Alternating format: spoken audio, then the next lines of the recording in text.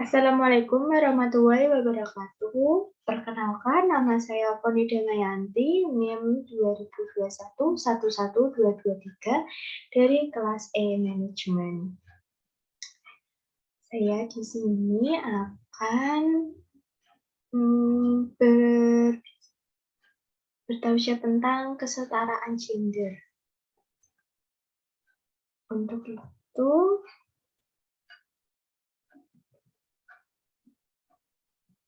gender merupakan pengelompokan manusia yang utama.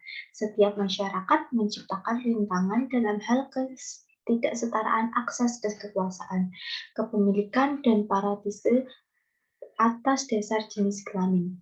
Alhasil, para sosiologi mengelompokkan perempuan dalam minority group atau kelompok minoritas. Jika dilihat dari sisi kuantitas antara perempuan dan laki-laki, maka hal ini sangatlah berbanding terbalik. Dikarenakan jumlah perempuan yang justru lebih banyak dari laki-laki malah digolongkan kelompok minoritas. James M. Hansling 2006.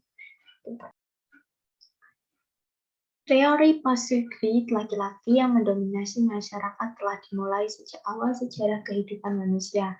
Rentang usia manusia yang relatif singkat dan untuk melipat gandakan kelompok, perempuan harus melahirkan banyak anak. Karena hanya kaum perempuan yang dapat hamil, melahirkan, dan menyusui, sehingga sebagian besar kehidupan perempuan itu terbatas. Alhasil, di seluruh dunia perempuan mengerjakan tugas yang dikaitkan dengan rumah tangga dan mengasuh anak, sedangkan laki-laki mengambil alih untuk berburu binatang, menjalin kontak dengan yang lain, berdagang dan berperang dalam kelompok lainnya. Laki-laki pula yang membuat dan mengendalikan perlengkapan senjata yang digunakan untuk berperang dan berburu.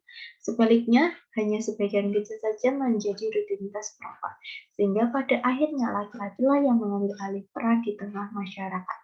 Dengan demikian, laki-laki mendominasi kehidupan sebagai kaum yang mayoritas, sedangkan perempuan sebagai kaum yang minoritas. Senang hidup berkelompok tersebut telah tertuang dalam teori seorang filsuf berkebangsaan Yunani yaitu Aristoteles 384-322 Masehi, yang mengatakan manusia adalah zoon politikon, yaitu politik sosial yang menyukai hidup berkelompok. Berkenaan dengan itu, Allah juga telah memberikan isyarat tentang manusia merupakan zoon politikon dalam Quran Surat Al-Hujurat ayat 13 yang artinya, hai manusia, sesungguhnya kami telah menciptakan kamu dari seorang laki-laki dan seorang perempuan, dan kami jadikan kamu berbangsa-bangsa dan bersuku-suku, supaya kamu saling mengenal satu sama lain. Sesungguhnya yang paling mulia di sisi Allah ialah yang paling bertakwa di antara kamu. Ayat ini berlaku umum untuk seluruh umat manusia. Dari seorang laki-laki dan seorang perempuan ditafsirkan sebagai Adam dan Hawa, ini menunjukkan bahwa umat manusia yang banyak tersebar di berbagai belahan bumi berasal dari ayah dan ibu yang sama. Ali Asy-Syafii 2009 ayat 46 sesuai dengan yang dikemukakan oleh Ishaq al-Musli yang dikutip oleh Marqi.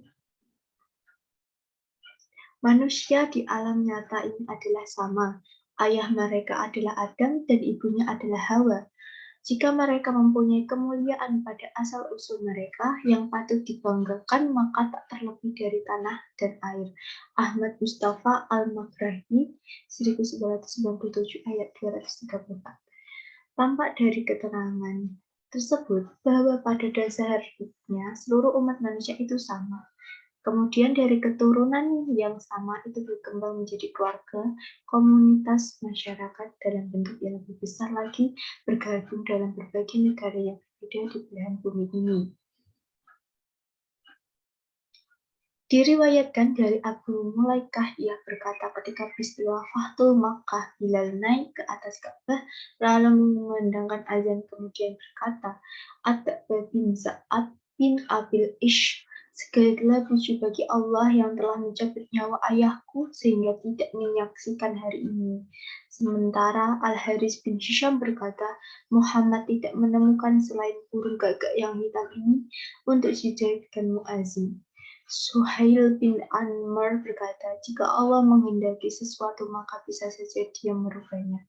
Berkenaan dengan peristiwa itu kemudian Jibril datang kepada Nabi Muhammad SAW dan memberitahukan kepada beliau tentang hinaan yang ditujukan kepada Bilal tersebut. Maka Allah pun menurunkan ayat ini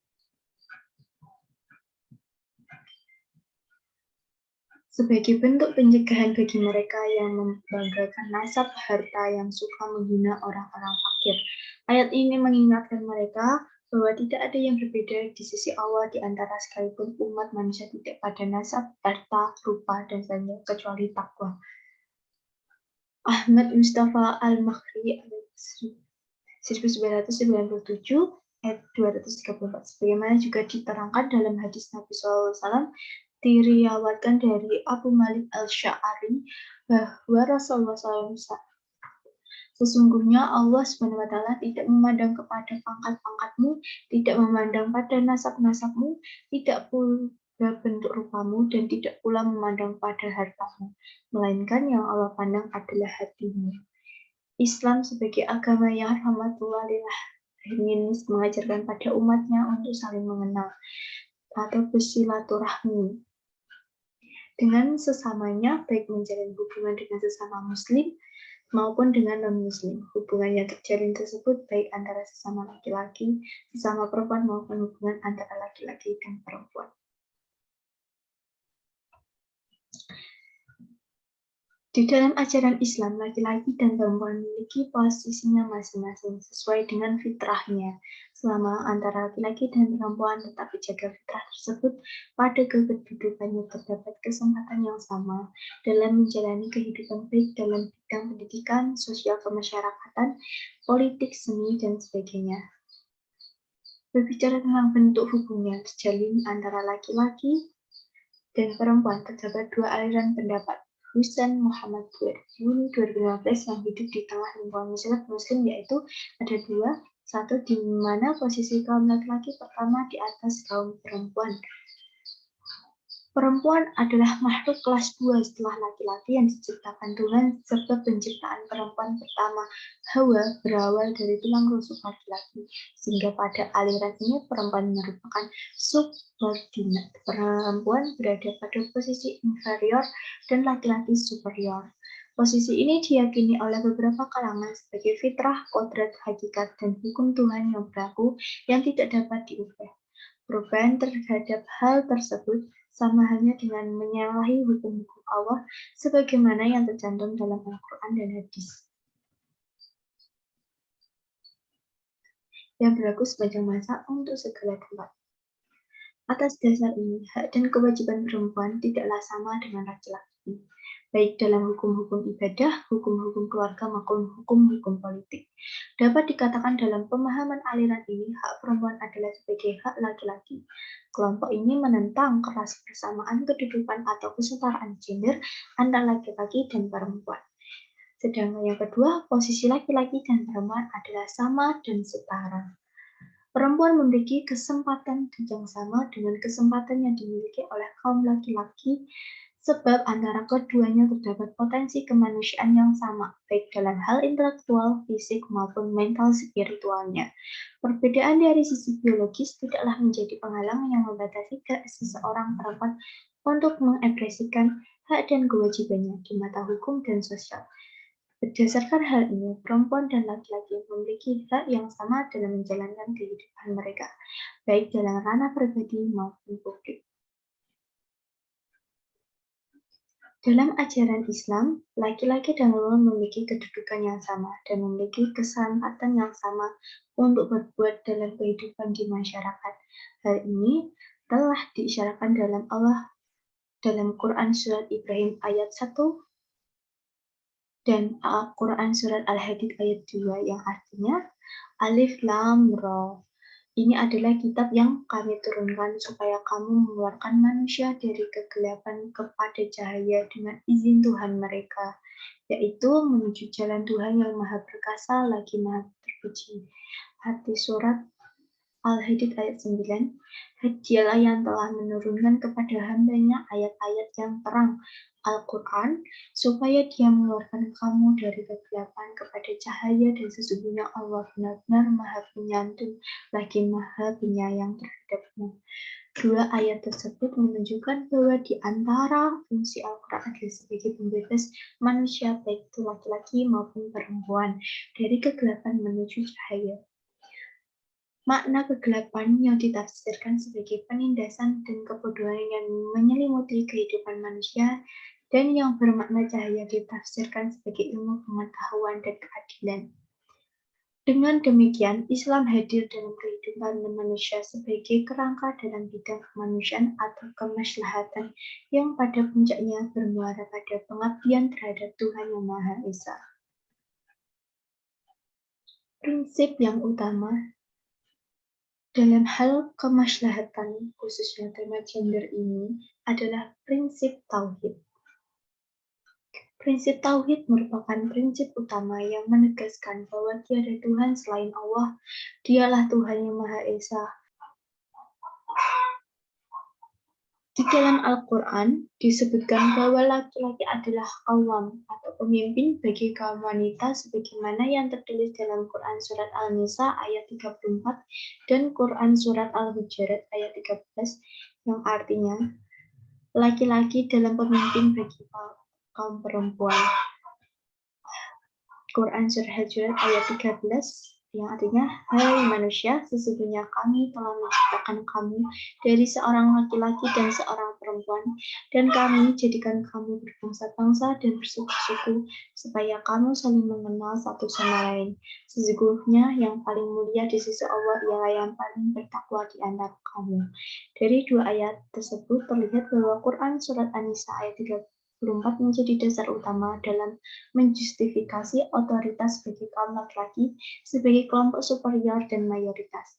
Sementara Quran Surat Al-Hujurat ayat 13 menegaskan kesetaraan hubungan dan kedudukan antara laki-laki dan perempuan.